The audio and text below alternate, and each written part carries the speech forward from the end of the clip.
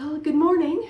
I know this is probably a little bit different than what most of you were expecting, probably different from all of you were expecting this morning.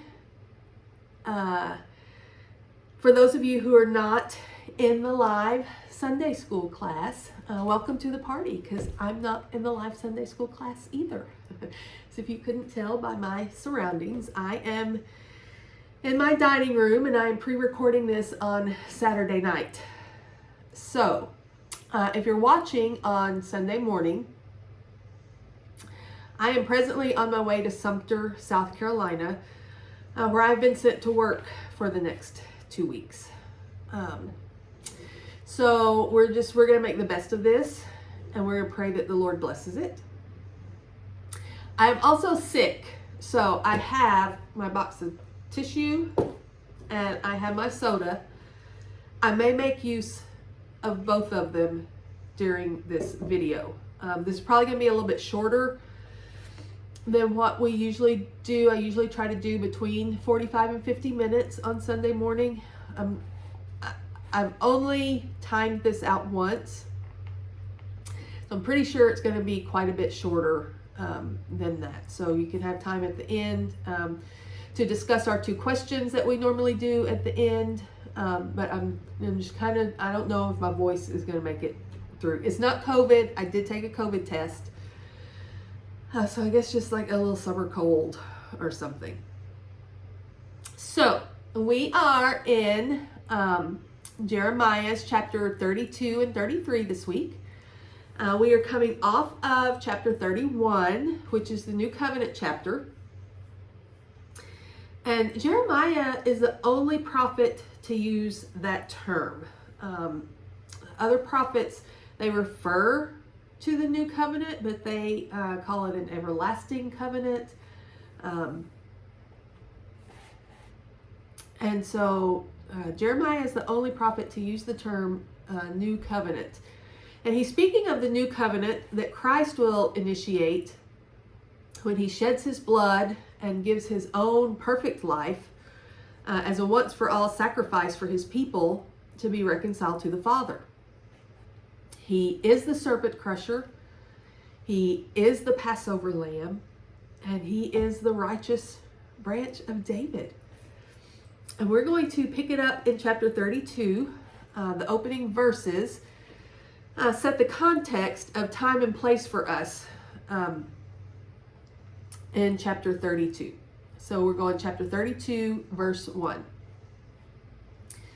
The word that came to Jeremiah from the Lord in the 10th year of Zedekiah, king of Judah, which was the 18th year of Nebuchadnezzar.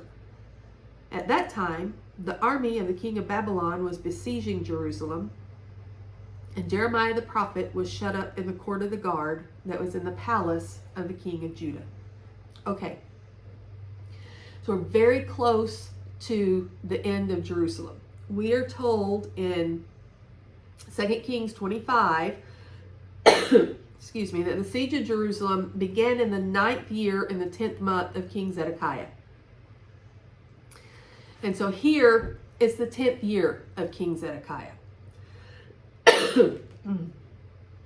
So the siege has been going on at least a couple of months, possibly about a year.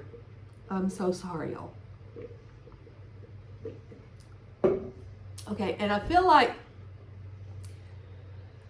a siege is probably so far removed from us that I want to take just a second so that we can kind of orient ourselves into what a siege might be like.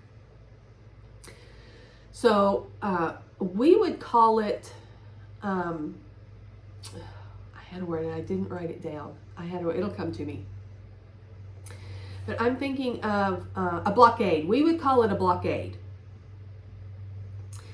The city has been closed off and the gates to Jerusalem have been shut. You remember around the wall of Jerusalem, there were several gates. All of those have been closed. Now, King Zedekiah would have done that in order to protect the city from the approaching Babylonians. And now the Babylonians are here, and nothing for sure is getting out of the city. In fact, the Babylonians were so serious about nothing getting out of the city, they constructed a second wall around Jerusalem.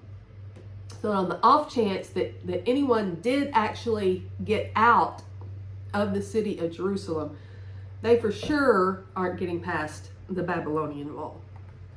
So there's no food being brought in. And their food supply dwindles down and dwindles down. There's no miracle of the flour and the oil in this case. There's no waste being taken outside of the city. Now think about your home, one home. If you don't take the garbage out for a whole year, just in your home. And remember, no modern plumbing. And the law of Moses said that human waste had to be disposed of outside the city gates. And they even had a specific gate that they were supposed to use, and just use that one gate for that specific purpose so that they wouldn't contaminate all of the other gates. But now the gates are shut, and they can't haul their waste off. So when the Lord declared that they would die of famine or of sword, that's pretty self-explanatory. The Lord declares that they'll die of famine. Well, there's no food being brought in, and they're a city that's on top of a mountain. So they really can't grow anything. So we can see how famine would start to set in. Food supplies have dwindled and dwindled and dwindled. And then the Lord declared that they would die of pestilence. Oh, okay, well now we can start to see how pestilence would set in. Do y'all remember in Deuteronomy 28, the Lord warns that if they don't obey all the words of the law, in verse 60, that he will bring all of the plagues of Egypt upon them. Okay, so the flies and the gnats, all right, we can see that. There's waste everywhere, garbage everywhere. So the flies and the gnats come in, and the flies bite you, and it gets infected, and then it turns into a boil, and so now you got the boil. Okay, I can see all of that. But then in verse 61 in Deuteronomy 28, the Lord says, every sickness also, and every affliction that is not recorded in the book of this law, the Lord will bring upon you until you are destroyed. I'm thinking that has to do with the pestilence of just the waste that is accumulating inside the walls of Jerusalem. It must be horrendous. And you couldn't escape it. And we're just barely scratching the surface. Okay, we're talking about a year into the siege. There's still another year and a half to go. It gets a lot worse. And we're not even going to talk about that. We're just setting the context for here. Okay, Jeremiah is in prison in the court of the guard at the palace. Then verses 3 through 5 is just almost a little parenthetical thought that tells the quick version of why Jeremiah is in prison. We're going to read this passage again in chapter 34, almost verbatim to what's here. So we're going to pick it up when we get to chapter 34. It's not, that little parenthetical thought is not really important to what's going on here in this story. It's just kind of giving us the background of why Jeremiah was in prison. So the two big takeaways from these first two verses are Babylon is outside trying to break through the wall, and Jeremiah is in prison. All right, verse 6. Jeremiah said, the word of the Lord came to me. Behold, Hanamel, the son of Shallum, your uncle, will come to you and say, buy my field that is at Anathoth, for the right of redemption is by purchase is yours. Then Hanamel, my cousin, came to me in the court of the guard, in accordance with the word of the Lord, and said to me, buy my field that is in Anathoth, in the land of Benjamin, for the right of possession and redemption is yours. Buy it for yourself. And then I knew that this was from the Lord. So I was fascinated that Jeremiah personally tells this story about himself. And we get some first person speaking from Jeremiah throughout the book, but it's not really stories. It's more about him delivering a prophetic message. And this is a prophetic message too, but this is a story. And I was just fascinated by that. This must have seemed like a really strange thing to hear from the Lord, since Babylon had almost assuredly already taken Anathoth. Anathoth was 3 miles north of Jerusalem. If you flip to the back of your folder, if you've got a map, in the back of your folder, you'll see Anathoth is just right above Jerusalem. Babylon would have had to come through Anathoth to get to the gates of Jerusalem. So Anathoth now is Babylon occupied territory. So Jeremiah, it seems, may have questioned if this word really was from the Lord. We don't know how he received this word. If it was a dream or a vision while he slept, like we saw back in chapter 31. Maybe he woke up and thought, I think that probably was just a plain old dream. Because Babylon's about to knock these walls down. I don't think the Lord would tell me that. But then lo and behold, his cousin turns up out of the blue to visit him in prison and says, hey, Jeremiah, I got this nice piece of property in Anathoth. And I got to thinking, when Jeremiah gets himself out of the clink, he's going to need a place to live. Okay, so here's my 2 cents. I don't think this cousin is a good guy. I think he's about as smarmy as a person can be. And he waltzes in and he plays the kinsman redeemer card, and he thinks that he's come up with a really good plan. Most likely what's happened is that no other relative is interested in buying the land, and Jeremiah is a last resort. What he doesn't know is that he has literally just played right into the Lord's hands, because that's how Jeremiah knew, that really was from the Lord. So Jeremiah doesn't hesitate. And I am sure that this cousin thinks that he has just pulled off some kind of amazing Jedi mind trick. I have some land in Anathoth. You are the kinsman redeemer.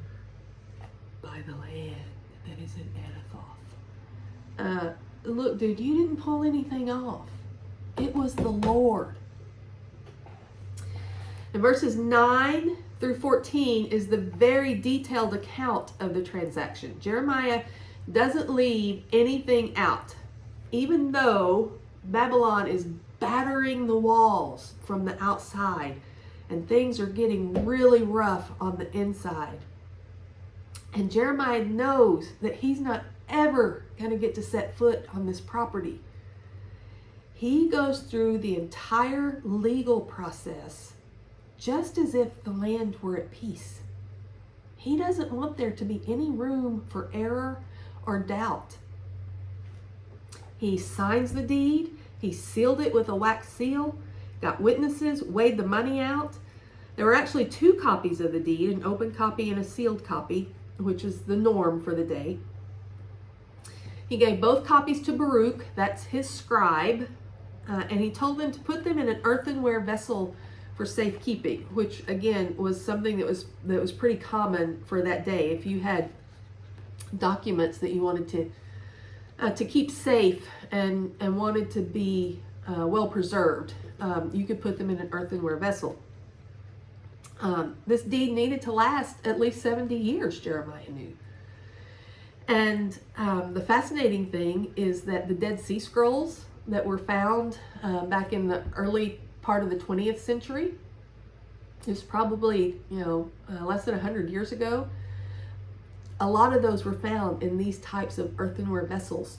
And the scroll of Jeremiah, the book of Jeremiah, were part of the documents that were found in these Dead Sea Scrolls. So I thought that was fascinating. Your first question for the reading was, why do you suppose Jeremiah goes to all the trouble to make sure that every T is crossed and every I is dotted?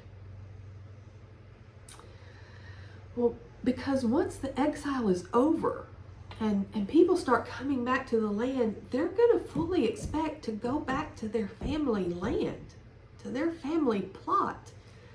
And deeds and titles would be paramount to rightfully claiming what was yours. I also found fascinating that in this passage, it talked about there were terms and conditions. And I thought, okay, it's 587 BC. What kind of terms and conditions could there possibly be? But then I got to thinking, this may have been part of the terms and conditions. Jeremiah didn't have any children. So someone who could prove that they were Jeremiah's next closest relative would be in line to cash in on this deed. So here's the faith of Jeremiah on display. When God says in verse 15 that houses and fields and vineyards shall again be bought in this land, Jeremiah literally puts his money where his mouth is. He practices what he preaches. He believes what he says. Then in 16 through 25, we get this long prayer from Jeremiah. We just saw his faith in action, but then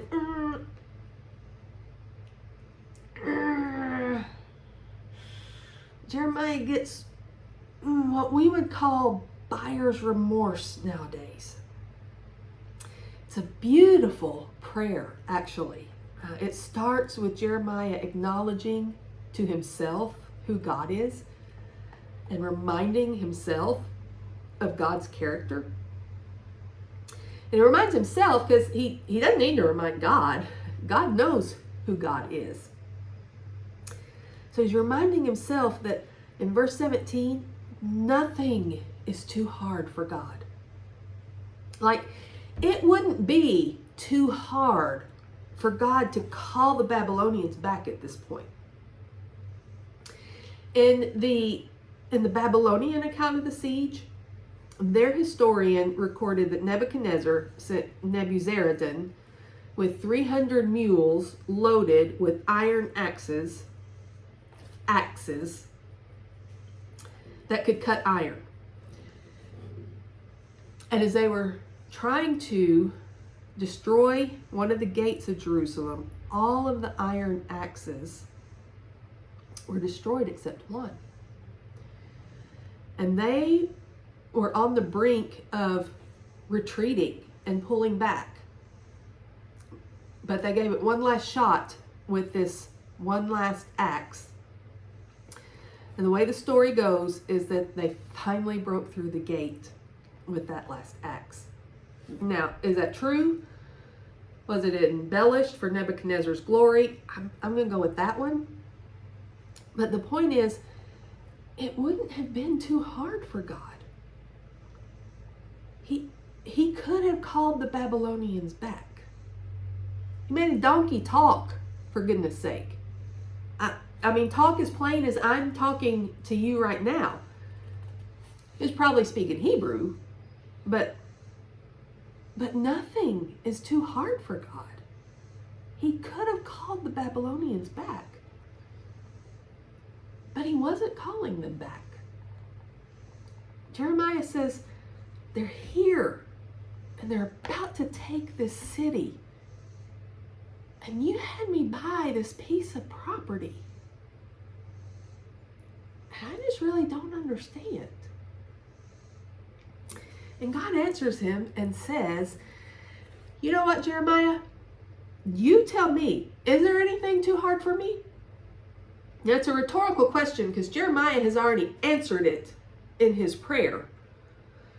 So God is inferring that, yeah, he could call the Babylonians back, like he called the Assyrians back from coming against Jerusalem when Hezekiah was king. But that's not the plan this time.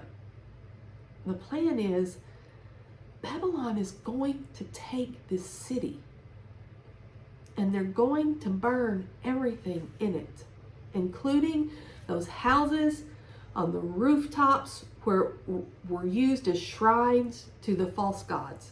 And those false gods are not going to do those houses any good. And if that wasn't bad enough, they set up idols in the temple of the Lord. The temple of the Lord. The temple of the Lord. Calling on the name of the Lord while they're setting up idols in his house. So God says he's going to wipe this city clean. But because nothing is too hard for God, he's also going to restore it. And that's why he had Jeremiah by the field. It's a sign for hope. Okay, so let's pick it up in verse 37. I'm going to need a drink. All right, verse 37. Behold, I will gather them from all the countries to which I drove them in my anger and my wrath and in great indignation. I will bring them back to this place, and I will make them dwell in safety. And they shall be my people, and I will be their God.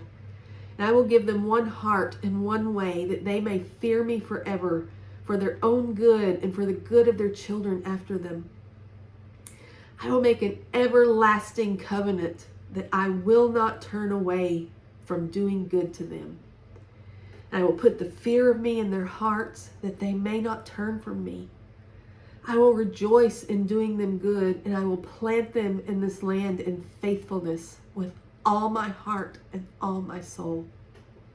So here are these beautiful promises, again, repeated and repeated, so that the people would know they shall be my people and I will be their God. But who's doing all the work? In these verses, who's doing all the work? I will give them one heart and one way. I will make an everlasting covenant. I will put the fear of me in their hearts. I will plant them. The Lord is the active agent here. And he says he will do this with all his heart and all his soul. Is there any doubt that it's going to happen? This is what we call an anthropomorphism. It's attributing human characteristics to an other world and holy God so that our human minds can understand it. Excuse me. So to us, the depth and significance of all of God's heart and all of God's soul is very profound. But there again, that's just another word that we attach to it so we can understand it. Because what it is unfathomable. Fathomable. We can't begin to plumb the mysteries of it. And the land may be desolate now, but fields will be bought and deeds signed and sealed and witnessed in this land. Again, this is a promise that God makes to them. All right, chapter 33. Jeremiah is still in prison. So this is telling us that this is still relatively the same time period as the previous chapter. Maybe not, like the next day or something, but it's relatively in that same time frame. Let's open it in verse 3. Call to me and I will answer you and will tell you great and hidden things that you have not known. What a remarkable promise this is. This is a promise that's specific to Jeremiah. The you there is singular. Call to me and I will answer you. It's Jeremiah's personal pronoun. But this is an amazing promise. And the great and hidden things literally translates things that are beyond the reach of human knowledge. So it's things that I can't even stand here and speculate on because it's beyond anything that I can comprehend. But what's the caveat? Jeremiah has to ask the Lord. He has to call to the Lord and ask. Now, this particular promise isn't made to us, but we get a similar promise in the New Testament. Luke 11:9-10, Jesus says, "So I say to you, ask and it will be given to you. Seek and you will find. Knock, the door will be open to you. For everyone who asks receives, and the one who seeks finds, and to the one who knocks, the door will be open." So the question is, are we asking? Verse 4 is so sad to me. "For thus says the Lord, the God of Israel, concerning the houses of this city and the houses of the kings of Judah that were torn down to make a defense against the siege mounds and against the sword." The houses were torn down to make a defense. Think about how hard they had to work to tear those houses down. Energy expended. Energy that they really couldn't afford to expend. They were fighting a losing battle. God had already told them to surrender and he would give them their lives. What were they making a defense against? That their defense wasn't a victory song. It was their death knell. That's so sad to me. When Babylon was finished with Jerusalem, it wasn't in disarray or decline. It wasn't deteriorating or damaged. It was utterly destroyed. It was a pile of ash and some rocks. That's one reason when Gedaliah was installed as governor, he didn't govern from Jerusalem. There was no Jerusalem. In verses 5-7, God says, take a look around this city that is completely ruined. As wrecked as this city is, completely destroyed, it's going to spring back with health and healing. And how's God going to do that? Verse 8, I will cleanse them from all the guilt of their sin against me, and I will forgive all the guilt of their sin and rebellion against me. It's all going to be new covenant based when there's forgiveness of sin. So this is future fulfillment. Yes, things are going to be different when they come back, when the exiles come back, and they will have learned some hard lessons. But they're still going to be under old covenant law. So they're not there yet. They're still in the time where God in his forbearance is passing over sin. So they don't get to experience the fullness of forgiveness. But this is a reminder that it's coming. And in God's economy, golly, y'all, this is so good. Okay, remember 2 weeks ago in chapter 30, verse 19, we read that God will make them honored. And I told you, excuse me, that this would be a complete reversal of fortune, because they were about as low as anyone could get, and people would hiss as they passed by them.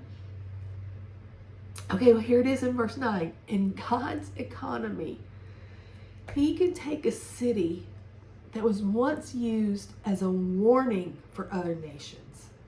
Like, this is how their God punishes them when they're disobedient.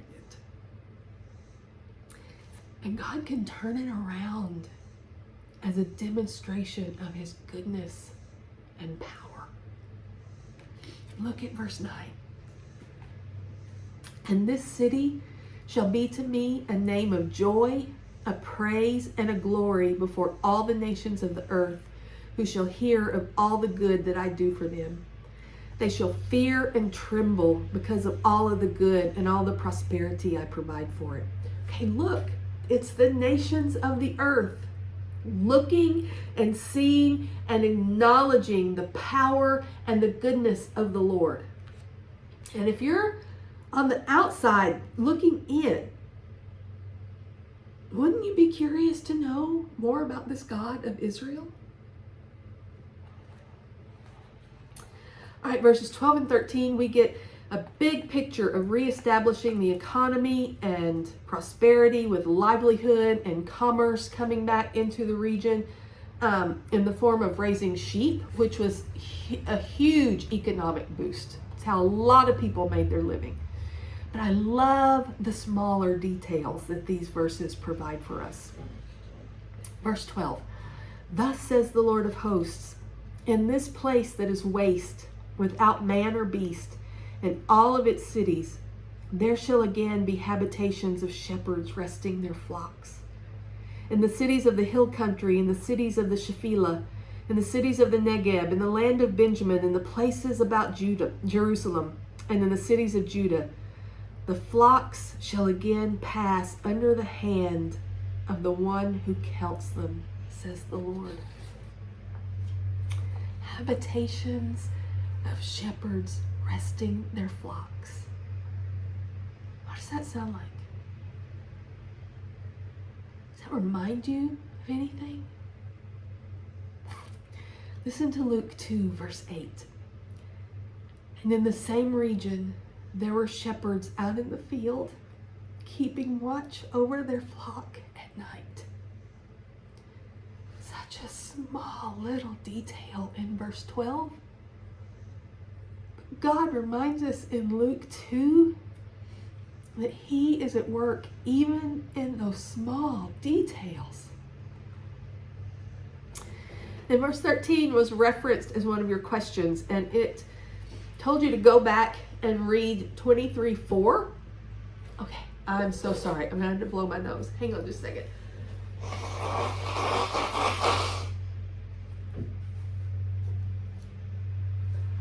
I'm so sorry.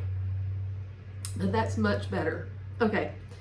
I told you to go back and read 23:4, which is where God promises to set up good shepherds over his people and that none would be missing.